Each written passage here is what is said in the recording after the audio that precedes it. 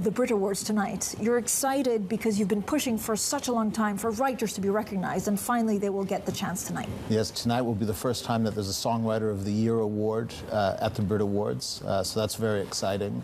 As you point out, when I started Hipgnosis in 2018, I had my motive, which was to establish songs as an asset class and give the investment community access to the predictable, reliable income that comes from these great songs when they become a part of the fabric of our society. But equally well, I had an ulterior motive, which was to advocate for songwriters, use the platform of our success to advocate for songwriters and to get them the recognition that they deserve, because ultimately the songwriter is delivering the most important component to the music industry, but they are the lowest paid man or woman in the totem pole, so we wanted to change that, and this is a nice recognition of that. But Merck, when you look at the industry, I mean, it's already been disrupted by the likes of Spotify, Apple, the streaming services. How much more disruption will we see in it? We'll see a lot, because we had 16 years of technological disruption, which effectively meant that people could consume music for free via legal downloading. The likes of Spotify and Apple have come through, and in many ways they've given us the perfect vehicle for people to consume music by, because they're now paying for music once again, and it's made it more convenient to do so. So the offering of being able to get everything from the Beatles to Beethoven and Chopin to Chic under one roof has made it so that we've gone from 30 million paid subscribers when we started Hipgnosis to now over 500 million paid subscribers globally to music streaming services. And I know you've had huge inflows actually of investors wanting to come into your fund. So I guess the question now is, inflation goes up. You can't really, because royalties are negotiated so far in advance, you can't really keep up with inflation. Is there a way of hedging? Well, I'm not sure that there's a perfect hedging solution for inflation, but I think we're a very, very close solution to it, in the sense that when people are living their best lives, they're doing it to a soundtrack of great music. Equally well when they're experiencing the sort of challenges. We've had 2 years of COVID challenge. We're now about to have an inflation challenge. People are taking escape and comfort in consuming these great songs. The likes of Spotify and Apple have strong pricing power, and we get a percentage of that price. So as their price increases, our percentage increases as well. So I think we'll do very well out of it. Does it track inflation? Yes. So it tracks, so if inflation is at 7%, for example, the UK, Apple has that power of increasing it by 7%. Well, I think, we've seen, obviously, Netflix make their increase recently. I'm not suggesting that there'll be an increase imminently amongst the music streaming services, but that ability is there. I think they have that pricing power. So your biggest competitors actually in this space are the big, Universals of this world and the big music companies. Well, they, in the first almost 4 years of having Hipgnosis and acquiring these incredible assets, they really weren't paying attention to what we were doing. Now they've started to pay attention, and you've seen the likes of Bruce Springsteen and you've seen the likes of Bob Dylan, some very, very big deals. But in general, unless it's a superstar, an extraordinary superstar artist of that caliber, we don't really feel them that much. Merck, I know you've, of course, acquired some things of Neil Young. Sure. Was it did you discuss what happened with Spotify and his decision to pull out of Spotify ahead of it? We did, and Neil is someone that, if you look at the value of his songs, on the one hand they're valuable because he's a wonderful artist and he writes great songs.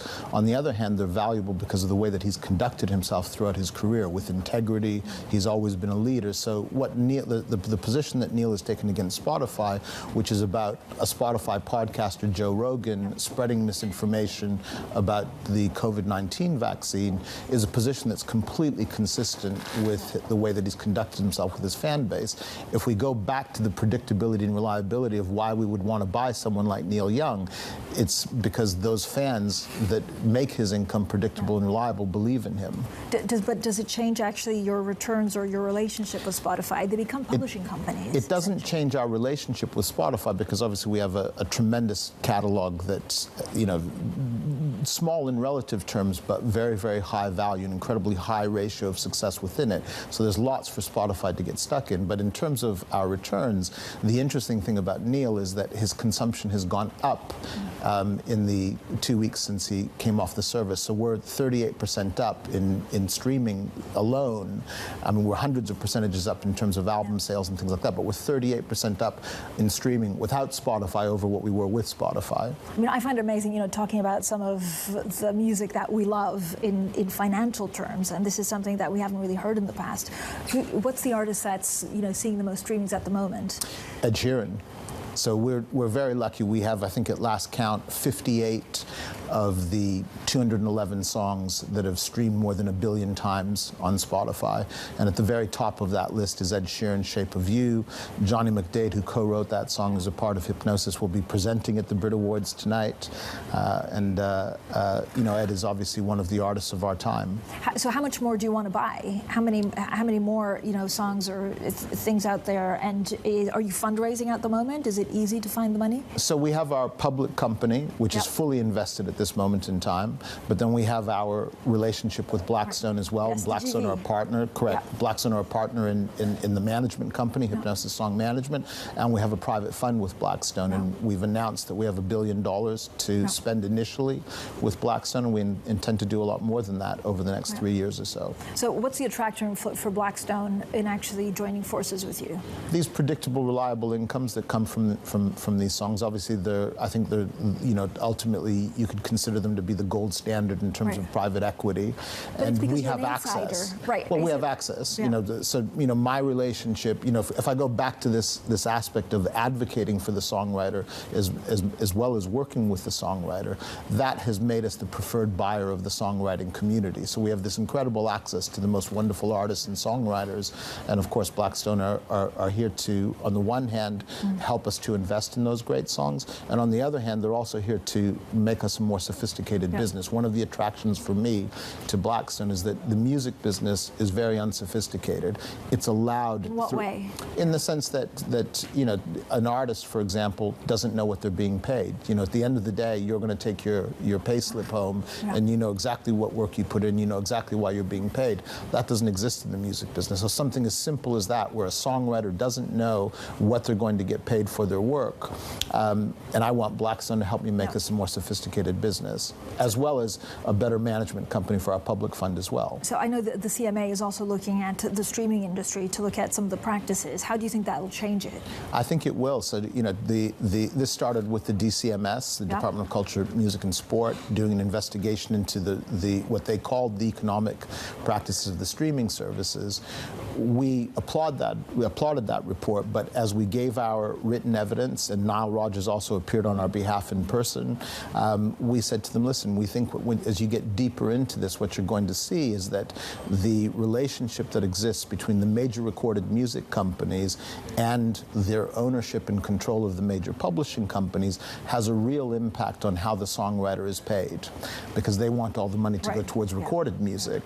The CMA have recognized that, or the DCMS recognized that, referred it to the CMA, and one of the most important issues in the CMA now is to investigate what they consider to be the dominance of the major recorded music companies. Do you never not have fun in your job? Because it seems like a pretty cool way of marrying finance and music. I always have tremendous fun in my job, and I think that ultimately, we're doing something that, as I say, not only allows us to have songs recognized as an asset class, but also gives us a platform to be able to fight for the songwriter, and that's completely in alignment with our shareholders. If we get the songwriters paid more money, our shareholders are making more money. Do you think Spotify should have cut off Joe Rogan?